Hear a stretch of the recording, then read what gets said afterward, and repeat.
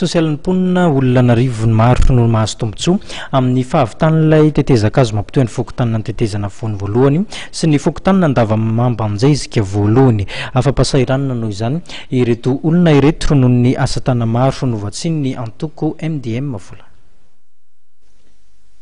Vitany tetezakazo izay nampitoy ny fokotany antetezana voany voalohany sy andavamamba anjaizika voalohany izay simba noho ny fahatondrahan'ny rano sy ny firoborobon'ireo tsikafona maniry amin'izany rano izany.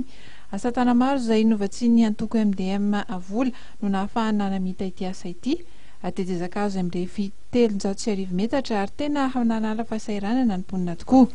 Maro mantsy ny olona satran'izy ireo manomboka amin'ny fivangondrano maloto sy ny fako na ihany koa ireo fanorenana izay tsy manara-dalàna akamanesina ireo lakan-drano.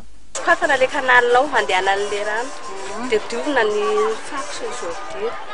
Izay nitanareo fa olona angena indrindra? Izay aloha nita dia mivoaka le rano. Satria tanjona napetraky ny antoko MDM ny fitsinjovana ny mpiarabelona sady fampanantenana izay efa napetraky ny filoha nasionaly Pierrot Radzonavelenko no anambarana azy ity dia tonga nijery ny fahavitany asa ny tena ny androany maraina tonga nitava tamin'ireo mponina ihany koa. Misy fiantraikany be koa le cyclone sy le rivodoza ary le rano be tamin'ity sarotra ity dia nanapa-kevitra izay hoe mba hitondra ny anjara birikina koa anampiana ny tompon'andraikitra eto amin'ny commune tsy zahay akory no tompon'andraikitra mivantana moa amin'ny fikarakarana ny zavatra mikasika ny commune fa ny tongavana eto dia mba ny manome tanana ho an'izay mba vitanay.